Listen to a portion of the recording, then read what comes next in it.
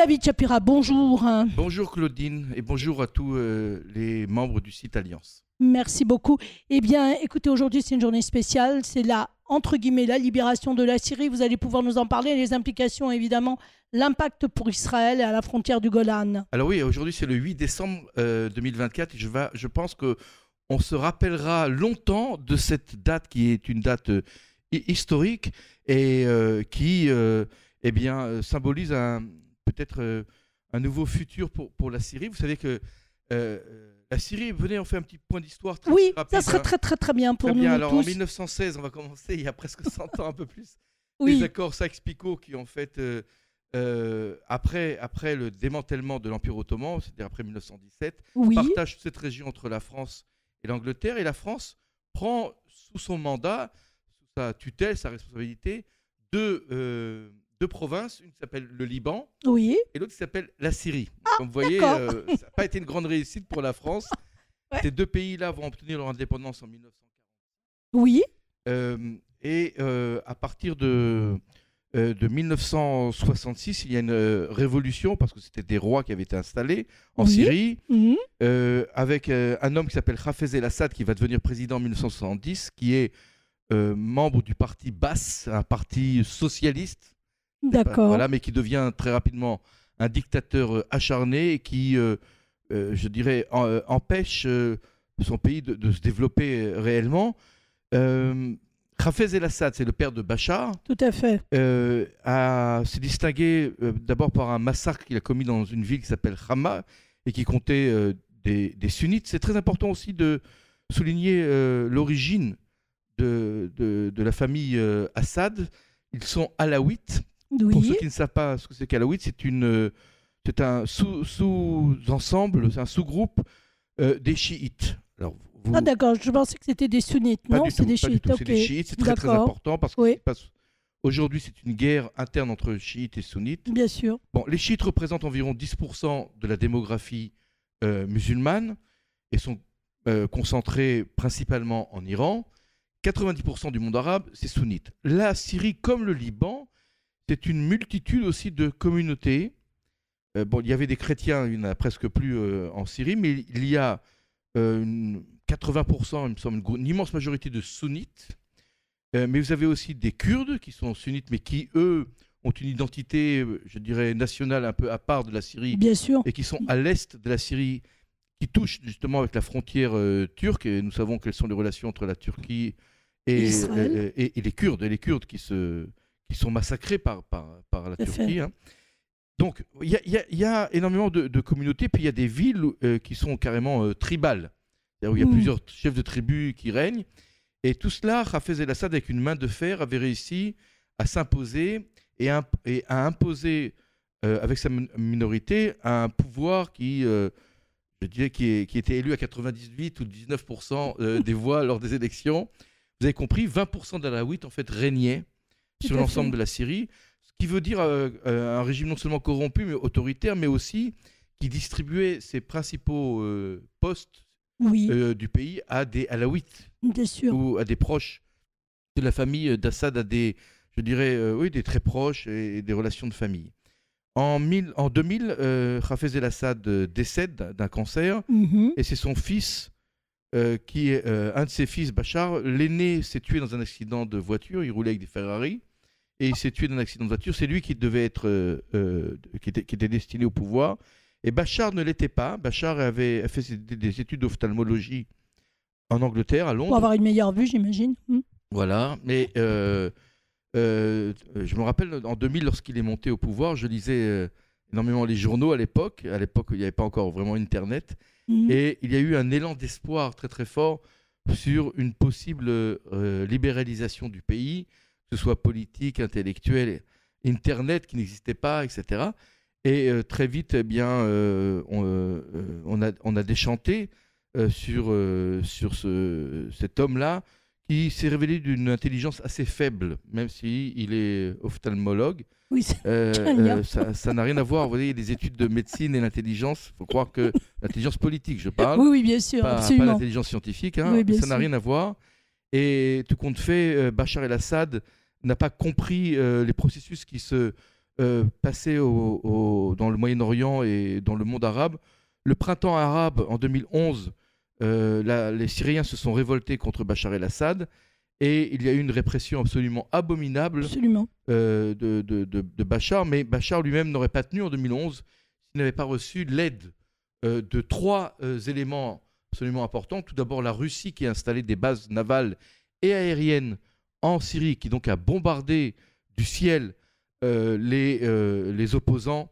Les opposants, c'est au départ des groupes qui étaient à la fois libéraux et à la fois djihadistes. D'accord. Bien que petit à petit, ce sont des groupes djihadistes qui ont pris la main de la révolte.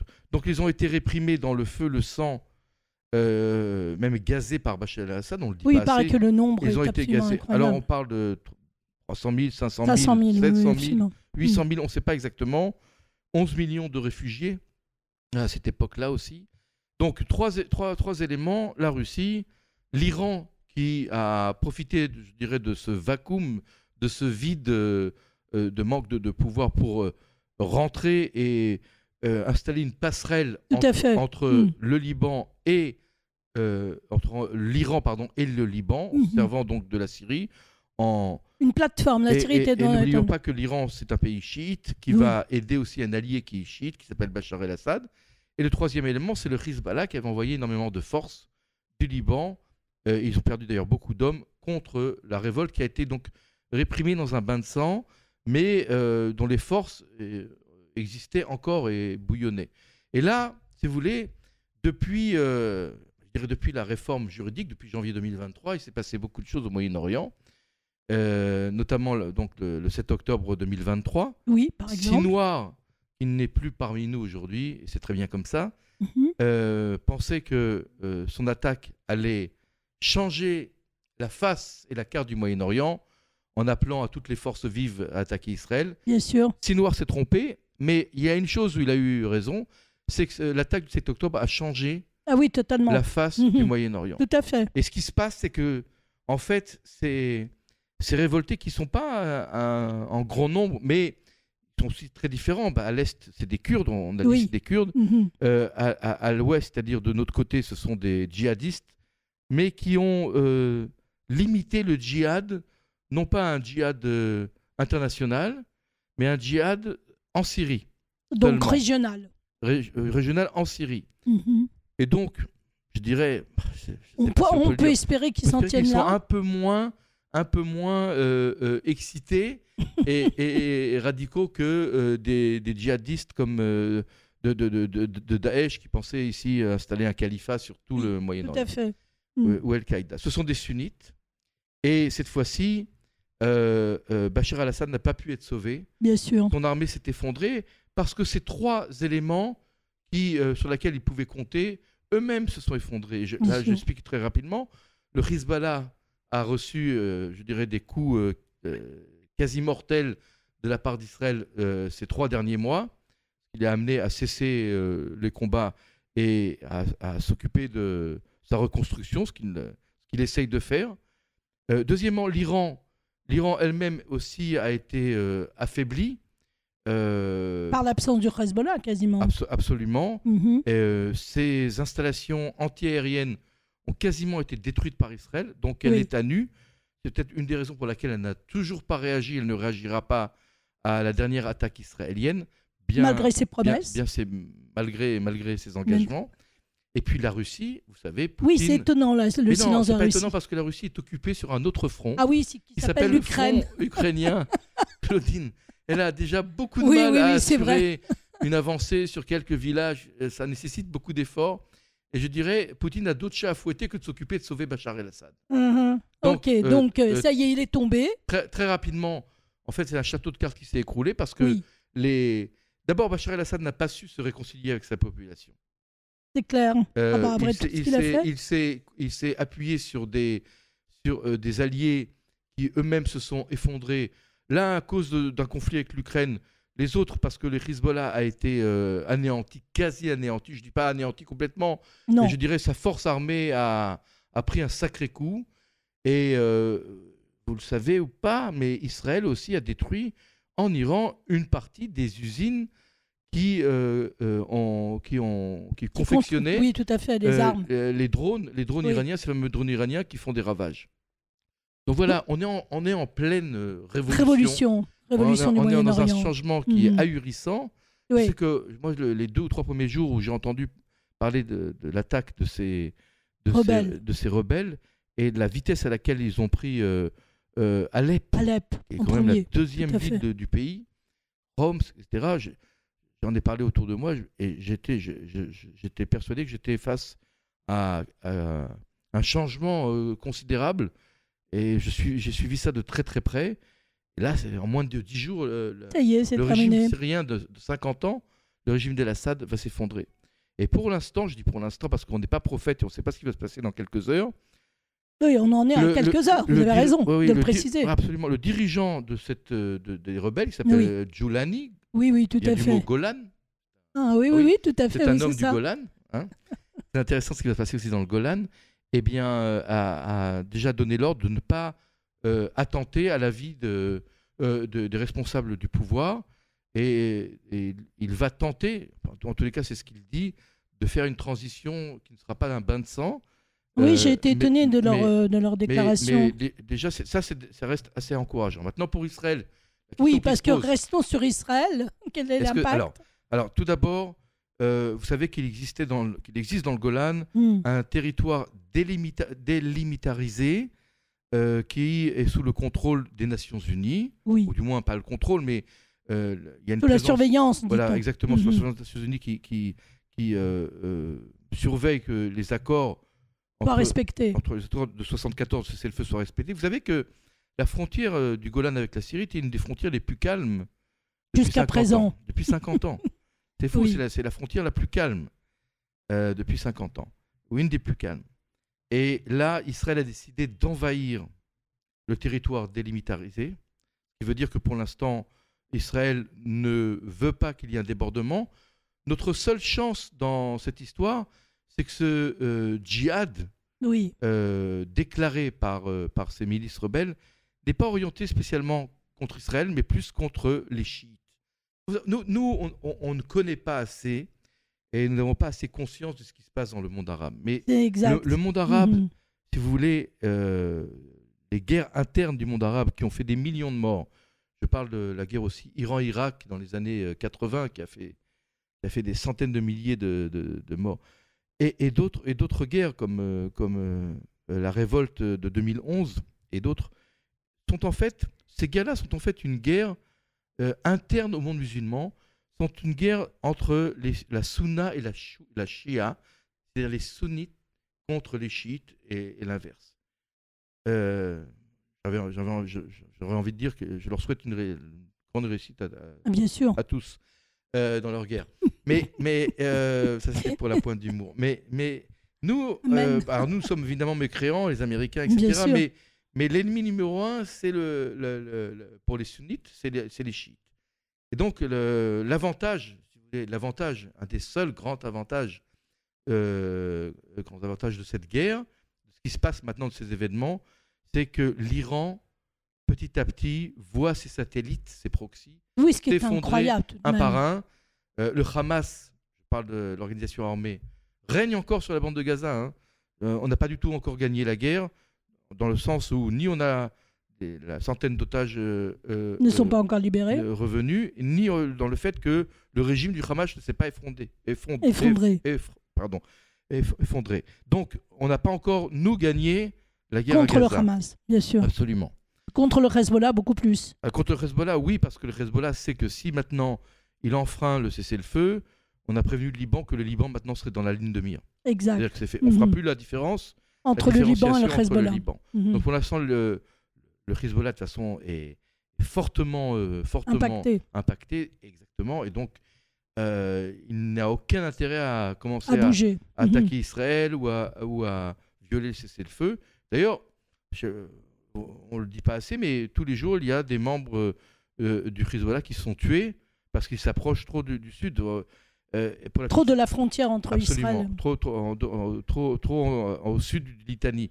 D'ailleurs, je ne sais pas si vous savez, mais les Israéliens ont bombardé cette nuit un convoi de 150 blindés du Hezbollah qui sont rentrés en Syrie et qui ont décidé de revenir parce qu'ils ont compris qu'ils n'avaient aucune chance Ah face oui. aux rebelles. Israël en a profité pour leur dire Tiens, bonjour. un bonjour de notre part. Chaleureux. Voilà, et donc on a bombardé parce que nous ne voulons plus que la frontière syro-libanaise serve de pont aérien pour le Hezbollah, Tout à fait. le pont aérien entre l'Iran et le Liban. Et là, encore une fois, le seul avantage, c'est que un atout majeur pour l'Iran, c'est-à-dire la Syrie qui servait non seulement de point de passage, mais aussi les Iraniens maintenaient un certain contrôle sur la Syrie, ben ça aussi, ça s'est écroulé. Donc le Hezbollah est impacté.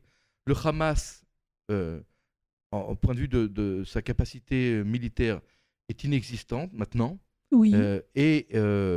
La Syrie n'est plus maintenant une terre... Mais la Syrie n'était pas une menace directe pour Israël, on est bien d'accord. Je veux dire, comme vous le disiez, 50 ans de tranquillité. Oui, mais la Syrie elle-même, vous avez raison, mais Bachar avait perdu depuis 2011, je dirais, à peu près l'essentiel de sa force armée, qui est quasi mais à la limite, on s'en fichait, puisque nous-mêmes, nous utilisions la Syrie. Non, parce que nous avons bombardé il y a quelques jours des industries chimiques. Tout à fait, on continue à le faire d'ailleurs. Qui était une menace quand même pour Israël, oui. parce que le Chili... Il aurait pu être une menace. Voilà, oui. Nous ne voulons pas que certaines armes tombent aux mains des rebelles. Des rebelles, absolument. Donc non, la Syrie restait encore une menace pour Israël, et surtout, elle servait de point d'acheminement. Aujourd'hui, les Iraniens, s'ils veulent donner des armes au Hezbollah, ils ne peuvent plus. Alors, ils ne peuvent plus. Je sais bien, mais ce que j'avais appris il y a quelque temps, c'est que la Syrie servait aussi à Israël, puisqu'elle permettait aussi d'attaquer l'Iran.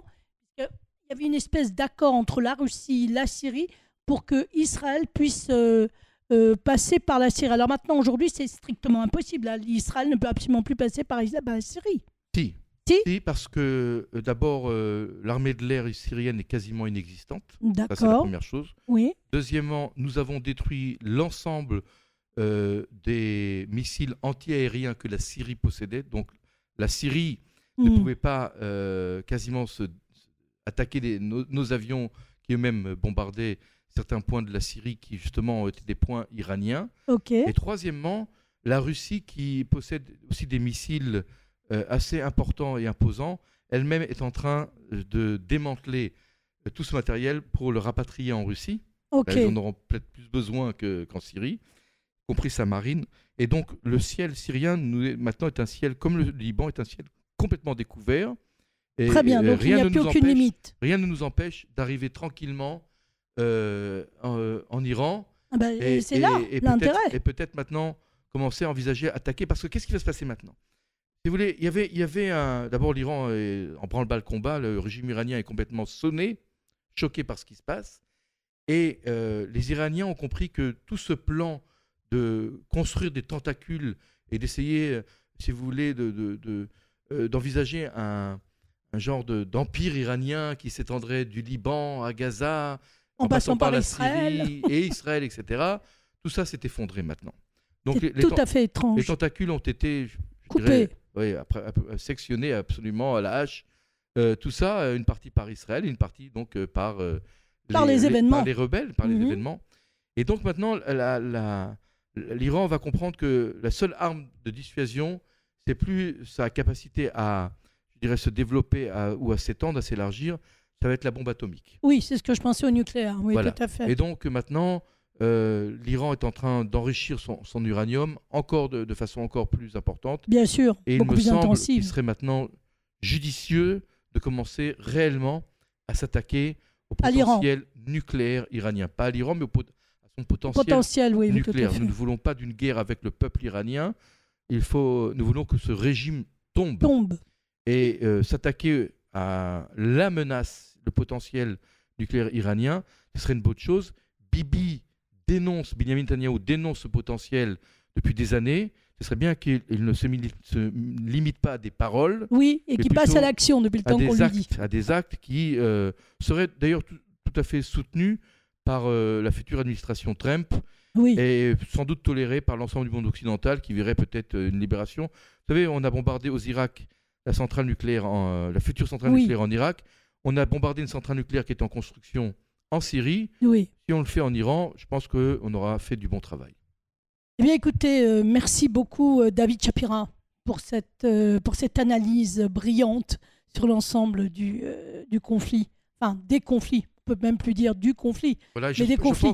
je pense qu'on pourra se revoir très rapidement parce que la situation évolue tellement que ce qu'on dit est actuel pour les 48 heures, peut-être 72 heures, et encore je suis optimiste. Oui. Je voulais juste rappeler que ce soir à Tel Aviv, donc on est dimanche 8 décembre à 19h30 au centre Drahi, 5 rue Kalicher à 19h30.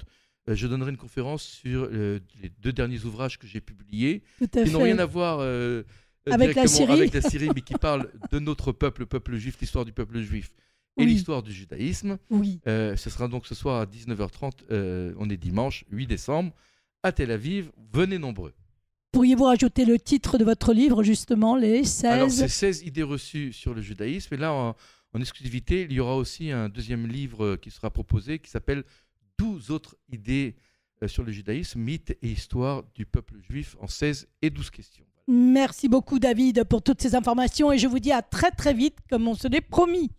À bientôt et à shalom. Shalom. Bonne semaine.